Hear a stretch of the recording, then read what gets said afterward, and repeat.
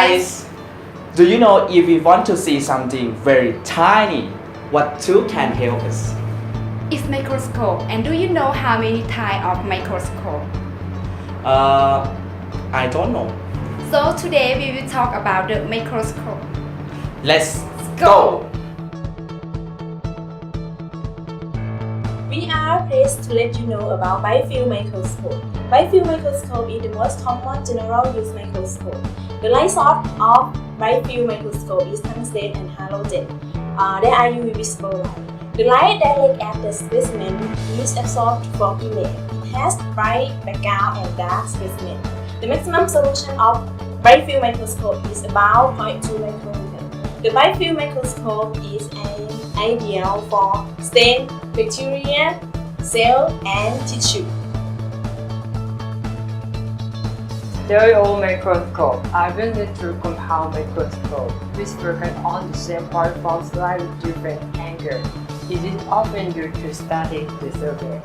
The stereo microscope are low magnification, usually below 100x. This provides a three-dimensional view of specimen.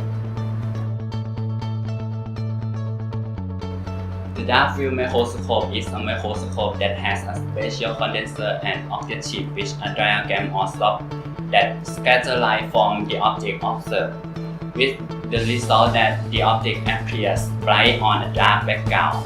The advantage of dark field microscope is can produce a bright image of the object against a dark background, have very effective in showing the details of live and unstained samples, and more useful in examining external details such as outline, age, grain bundle lines, and surface defects than internal structure.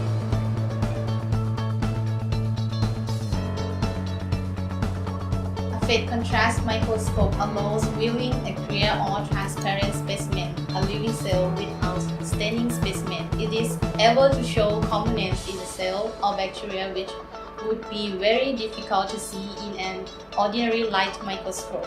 It provides high contrast and good resolution. Light passing through a transparent specimen undergoes phase change, brightening areas of the specimen that creates contrast the darker areas. Differential interference contrast microscope or DIC, also known as Microscope microscope. DIC will transform the phase shift of light induced by the specimen refractive index into detectable amplitude difference. An object will appear bright against a dark background. It produces 3D images, excellent resolution, and high contrast. This microscope is good for unstained specimens or leaf mouse.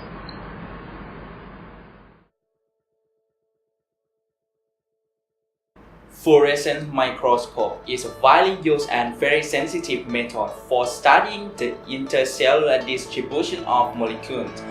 A fluorescent dye is used to label the molecule of interest within either fixed or living cells, and it absorbs light at one wavelength and emits light at a specific and longer wavelength. The confocal fluorescent microscope overcomes the limitation of the fluorescent microscope, that is the problem with the blurred image because of the specimen. The confocal fluorescent microscope has high resolution, so the image will be sharp. It also has high sensitivity. We can use confocal fluorescent microscope in reflected or fluorescent mode. Moreover, it can be eliminated background in the blur.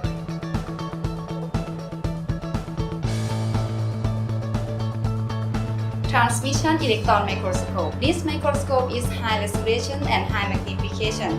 This microscope uses a beam of the electron and image it from the interactions of the electron with a sample as the beam is transmitted through a specimen. This microscope provides 2D image, can reveal internal cell structure.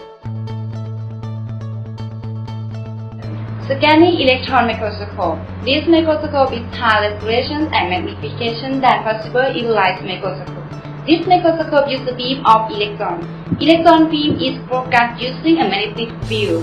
This microscope provides a 3D image, give information about external topography of specimen.